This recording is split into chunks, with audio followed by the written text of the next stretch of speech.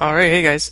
It's been a while since I've done a video, and I apologize for that, but such is life when my major at college decides to bend me over and have its way with me for an entire month. But yes, so I recently started playing frequently again. Kind of was playing infrequently, but gonna be having a lot more videos out over the break, hopefully. I've already got 2 more lined up, so those will be out in a little bit.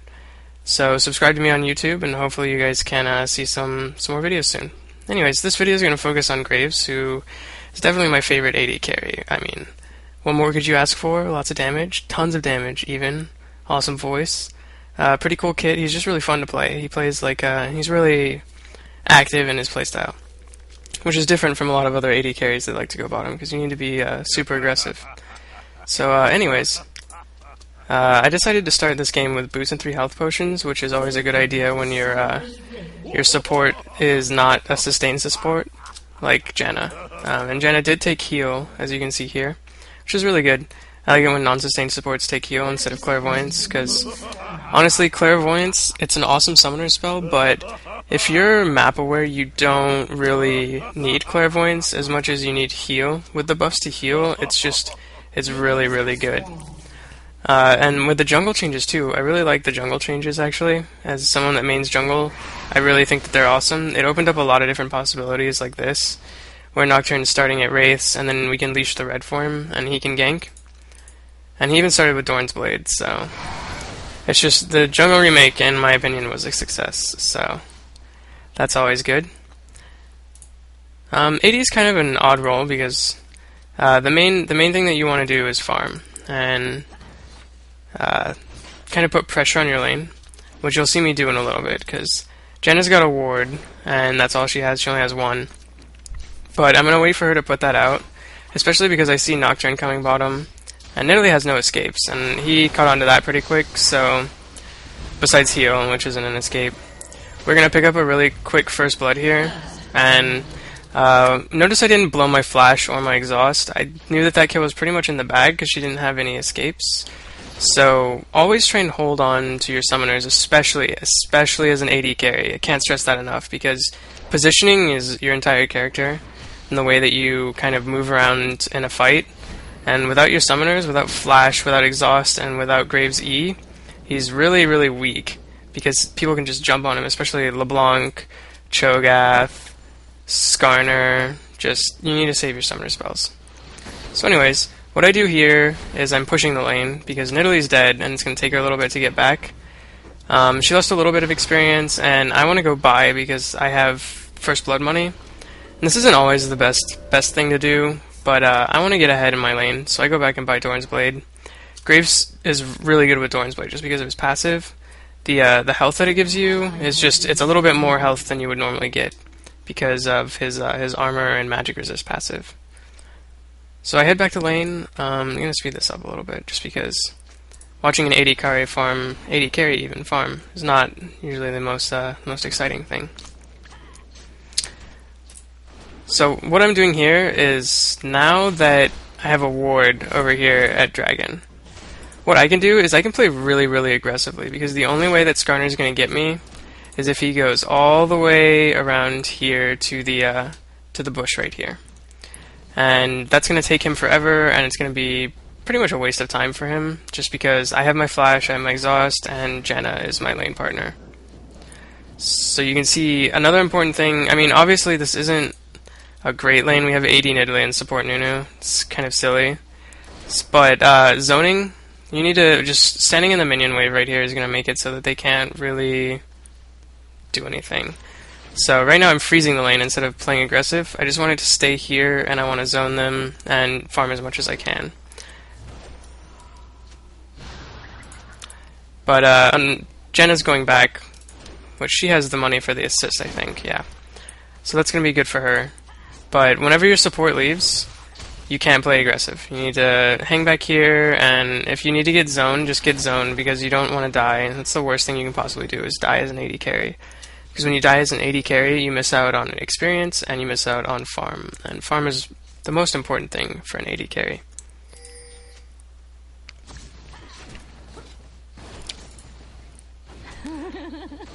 So why I'm pushing the lane now is, again, trying to be aggressive, but I also see Nocturne here. Unfortunately, he hits a trap that none of us really saw, so he has to leave. But that's another reason to keep your lane pushed when you have a ward like this, is because your jungler can sneak in through these bushes as long as they're not warded. Which, if you're a support, is something you should definitely do. Notice that Janna warded, or I think I warded this bush actually. Yes, I did ward that bush. This bush right here gives you the most control over the lane because the jungler can't sneak in, and also if they're pushing at your tower, you can just chill at your tower anyways, and this bush is kind of useless. Obviously, it would be best to ward both bushes, but that's not always an option. I'm going to continue pressuring my lane so that Skarner is either forced to come down here, so that my other lane, because my other lanes are doing well, especially with Twisted Fate. Twisted Fate has a lot of pressure that he can put on top lane, since I'm pretty much winning bottom lane. Nidalee has 27 and my 43, and it just kind of gets worse. And plus, whenever I see Skarner on the map, that just gives me free reign to continue pushing. Now I'm 2 levels higher than the Nidalee, hitting their tower. Their tower's below half now. I can continue poking that down.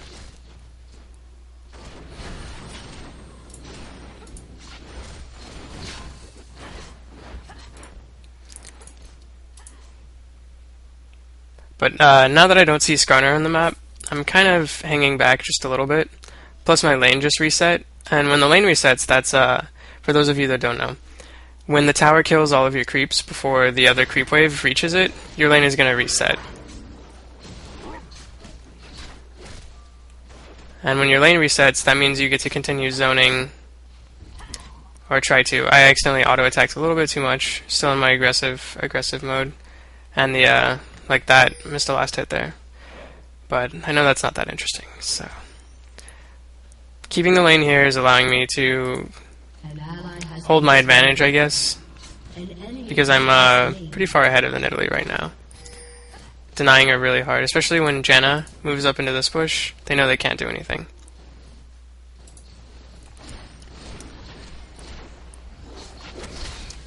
Now I decide I want to pressure the lane again, because notice that I see Skarner up here.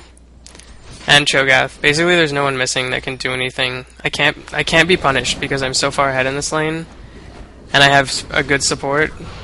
I can't be punished for just getting free hits on this tower.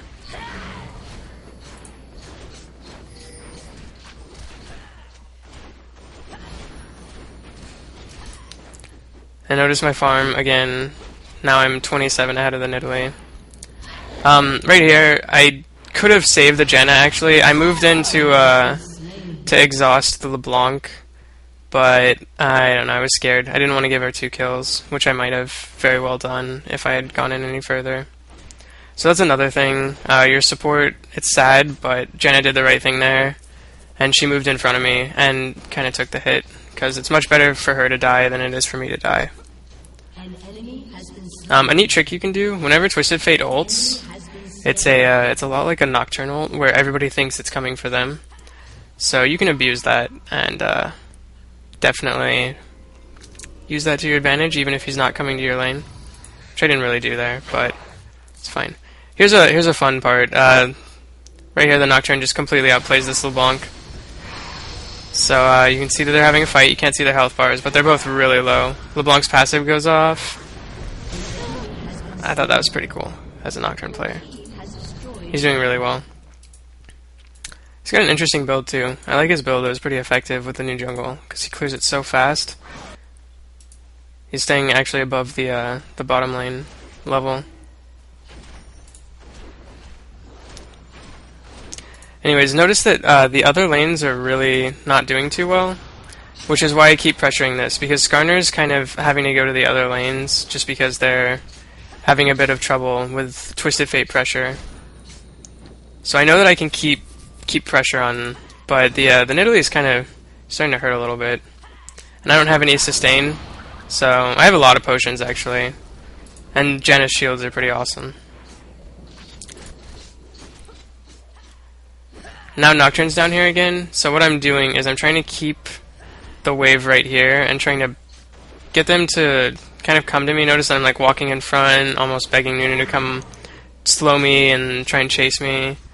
And this is the closest we get. Janna does a really good bait, gets low. I guess they just forget that she has heal. But I mean, Nidalee's got heal too. Here you get to see me be really bad.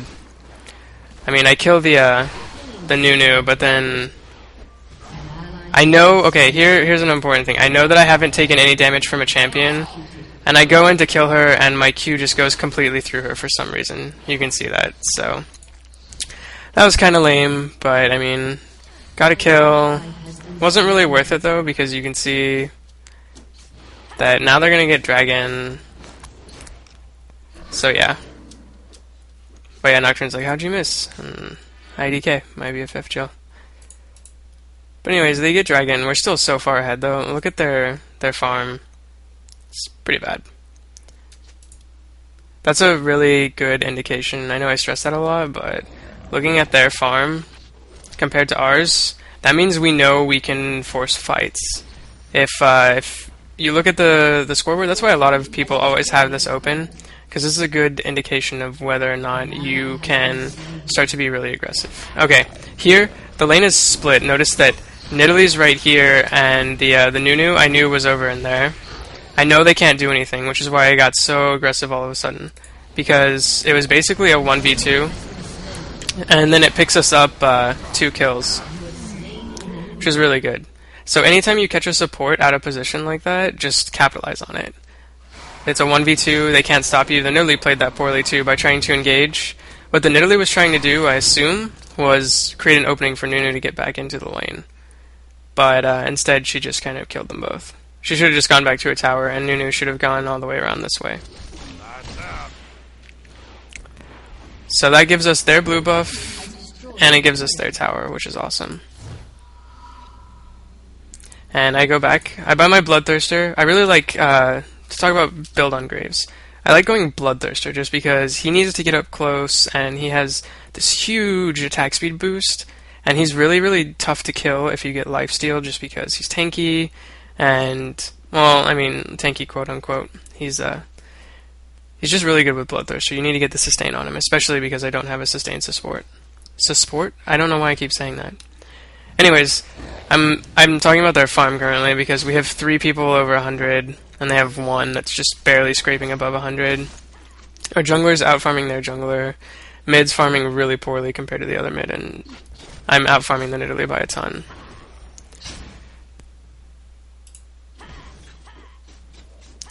Anyways, they're pressuring right here because they know that Nocturne's not anywhere close, which is exactly what I've been doing.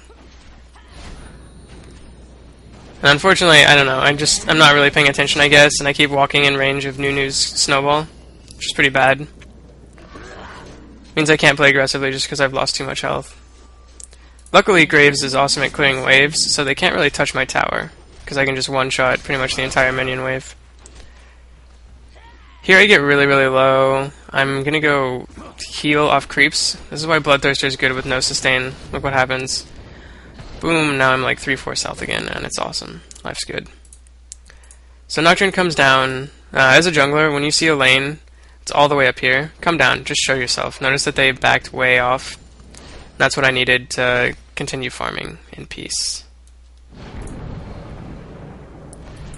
So with Nocturne middle, I know that I can force maybe something down here. I don't want them to go middle. I want that tower to go down. So I try and push this. I want people to be down here when I start to go middle, because that's going to force, look, 2 people here. Now I can go middle and push. Not with impunity, because I mean I saw LeBlanc there.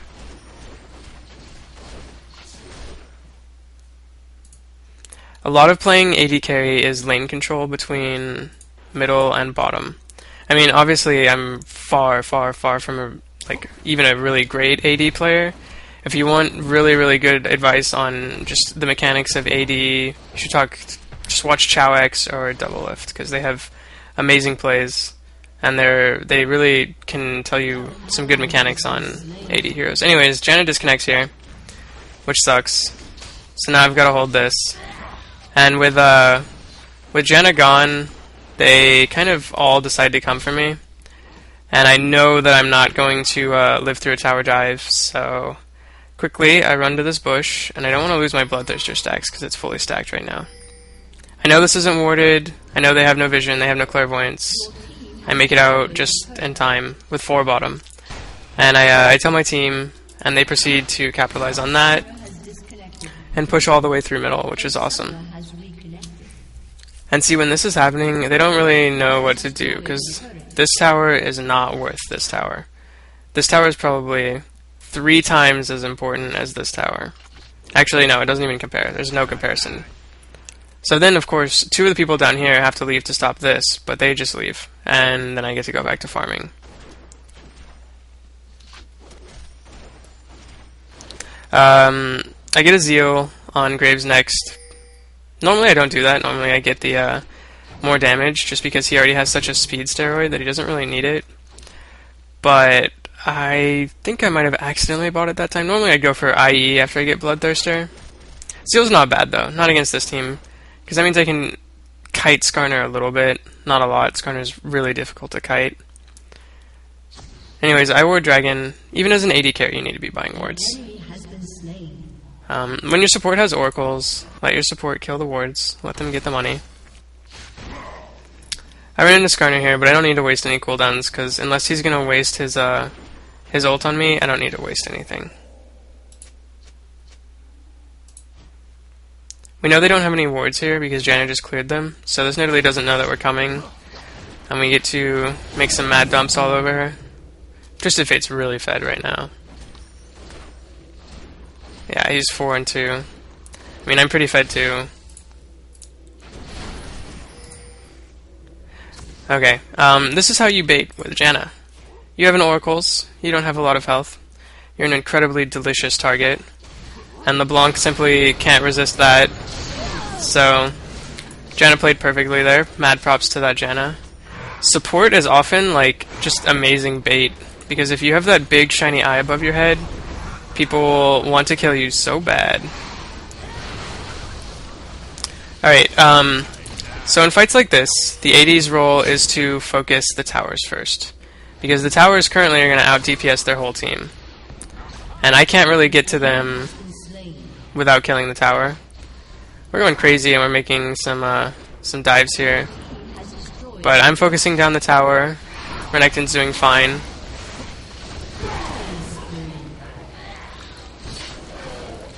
And now, instead of going for this Nidalee, we're all really low, and I know that if we try and dive, we're just going to lose. So, now I can, because there's no tower, I can pretty easily kill whoever's there. Some info about inhibitors. Probably the best inhibitor for blue side to take is this one. And the reason for that is because when you have super creeps coming down this wave right here, it's going to make a really, really long trek to Baron. It's going to make it really tough to get to Baron, and once you take that inhibitor, your next step should be Baron. So with super creeps pushing right here, we pretty much can do Baron whenever. Yeah, and you can observe the farm right now. I'm 20 ahead of the highest on my team, and I'm 30 or so ahead of the next person, which is really good for AD. There's little benchmarks that you want to hit. Usually you want to hit like around... So aim for 60, 70, around 11 minutes. It's pretty standard. A lot of people know about that. Anyways, after Zeal, I'm going for my IE. I want a lot more damage just because Graves has his Q and R scale super heavily with bonus attack damage.